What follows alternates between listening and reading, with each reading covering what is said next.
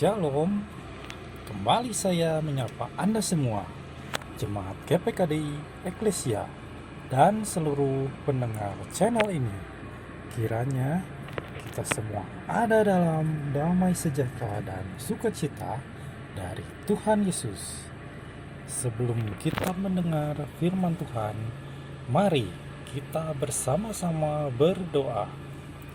Tuhan Yesus yang baik, hari ini kembali kami datang kepadamu untuk mendengarkan firman-Mu. Mohon jamahan Tuhan agar kami bisa menerima firman-Mu ini dengan hati yang terbuka dan kami dapat melakukannya dalam kehidupan kami.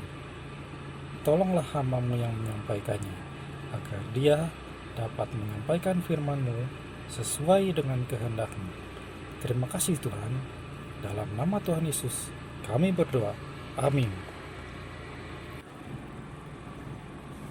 Bapak Ibu, apa yang kita pikirkan kalau kita mendengar kata memaafkan atau mengampuni?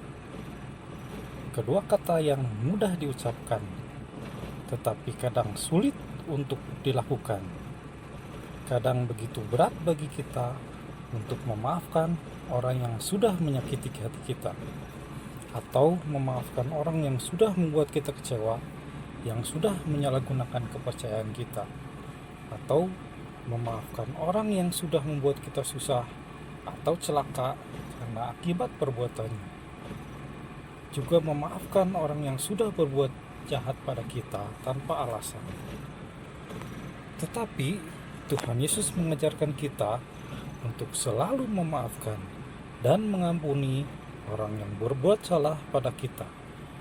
Dan sebagai anak-anak yang baik, tentunya kita haruslah patuh dan mau mengikuti semua yang dikatakan dan diajarkan oleh Tuhan Yesus. Efesus 4 ayat 32. Tetapi hendaklah kamu ramah seorang terhadap yang lain, penuh kasih mesra dan saling mengampuni, sebagaimana Allah di dalam Kristus telah mengampuni kamu. Lalu, bagaimana cara agar kita bisa lebih mudah untuk memaafkan orang lain? Saya mendapatkan beberapa ayat firman Tuhan yang bisa kita renungkan agar kita bisa memaafkan orang lain. Matius 7 ayat 3 dan 4. Mengapakah engkau melihat selumbar di mata saudaramu, sedangkan balok di dalam matamu tidak engkau ketahui? Bagaimanakah engkau dapat berkata kepada saudaramu, biarlah aku mengeluarkan selumbar itu dari matamu, padahal ada balok di dalam matamu? Satu hal yang membuat kita sulit untuk memaafkan adalah kita memandang kesalahan orang lain begitu besar, sehingga hati kita terasa begitu sakit dan kecewa. Tetapi kalau kita melihat kesalahan itu sebagai kesalahan yang tidak begitu besar, maka dengan sendirinya hati kita pun tidak akan sesakit itu. Maka kita pun akan lebih mudah untuk memaafkan orang itu. Yang membuat kita sulit untuk memaafkan kadang adalah pikiran kita mereka-reka kesalahan orang itu di dalam pikiran kita. Maka hati kita menjadi lebih sakit lagi. Pikiran kitalah yang bisa menentukan suatu kesalahan itu besar atau tidak. Kalau kita anggap besar, maka kesalahan itu akan terasa besar. Dan kalau kita anggap kecil, maka kesalahan itu akan terasa kecil. Yang kedua, mungkin kita pernah mendengar ucapan seperti ini. Sudah 3 kali orang itu bikin kesalahan yang sama, udah gak ada ampun. Atau ucapan, 5 kali dia udah jahat sama saya, udah gak ada maaf lagi. Kadang kita memberi batasan-batasan maksimal untuk orang lain dalam melakukan kesalahan. Ada yang 3 kali, 5 kali, dan seterusnya. Tetapi mari kita baca ayat ini. Matius 18 ayat 21 dan 22. Kemudian datanglah Petrus dan berkata kepada Yesus, Tuhan, sampai berapa kali aku harus mengampuni saudaraku jika ia berbuat dosa terhadap aku sampai 7 kali?" Yesus berkata kepadanya, "Bukan, aku berkata kepadamu, bukan sampai 7 kali, melainkan sampai 70 kali 7 kali." Saudaraku, marilah kita mengingat orang yang sudah bersalah kepada kita. Berapa kali dia sudah berbuat salah pada kita? 3 kali, 5 kali, 10 kali, atau lebih? Tuhan Yesus memberi standar yang sangat sempurna, yaitu 70 kali kali 7 kali orang berbuat salah yang sama, sebanyak itu pula kita harus memaafkannya. Kita baca satu ayat yang lainnya. Lukas 17 ayat 4. "Bahkan jikalau ia berbuat dosa terhadap engkau 7 kali sehari, dan 7 kali ia kembali kepadamu dan berkata, 'Aku menyesal,' engkau harus mengampuni dia." Dikatakan orang ini berbuat salah 7 kali sehari, lebih dari minum obat. Tetapi dia menyesal dan minta maaf. Maka Tuhan kehendaki untuk kita mengampuninya. Pernahkah ada orang yang berbuat salah yang sama pada Anda 7 kali sehari? Rasanya jarang terjadi. Kita lanjutkan ayat yang lainnya. Matius 7 ayat 12.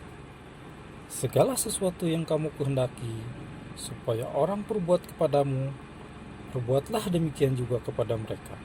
Itulah isi seluruh hukum Taurat dan kitab para nabi."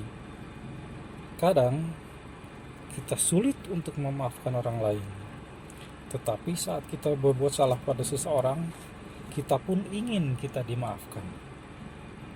Bila kita ingin dimaafkan, maka haruslah kita pun mau memaafkan kesalahan orang lain. Selanjutnya, Matius 6 ayat 12. "Dan ampunilah kami akan kesalahan kami, seperti kami juga mengampuni orang yang bersalah kepada kami."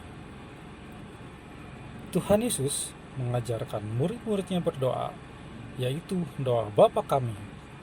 Salah satu bagian dari doa Bapa kami adalah mengampuni orang yang bersalah. Tanpa mengampuni, doa kita sama sekali tidaklah sempurna. Dan kalau kita mau doa kita didengar oleh Tuhan, maka kita harus terlebih dahulu mengampuni orang lain. Markus 11 ayat 25. "Dan jika kamu berdiri untuk berdoa, ampunilah dahulu sekiranya ada barang sesuatu dalam hatimu terhadap seseorang, supaya juga Bapamu yang di sorga mengampuni kesalahan-kesalahanmu." Yang kelima, Tuhan Yesus sudah memberi contoh pada saat dia disalibkan. Dia mengampuni orang-orang yang jahat dan sudah menyalibkannya. Lukas 23 ayat 34. Yesus berkata, "Ya Bapa, ampunilah mereka, sebab mereka tidak tahu apa yang mereka perbuat." Dan mereka membuang undi untuk membagi pakaiannya. Seperti dikatakan Tuhan Yesus di saat menjelang kematiannya, bahwa dia mengampuni orang-orang itu karena mereka tidak tahu apa yang mereka perbuat. Kita bisa memaafkan orang lain kalau kita berpikir mereka tidak tahu apa yang sudah mereka lakukan pada kita. Kuasa iblis yang sudah membutakan hati dan pikiran mereka sehingga mereka berbuat jahat pada kita, atau juga hawa nafsu dosa yang sudah membuat mereka tidak menyadarinya, dan juga mungkin ada kutuk yang melingkupi mereka sehingga mereka berbuat jahat. Bila kita berpikir demikian, kita tidak lagi larut dalam amarah kita, tetapi kita berbalik mengasihani mereka seperti yang Tuhan Yesus lakukan, mendoakan mereka.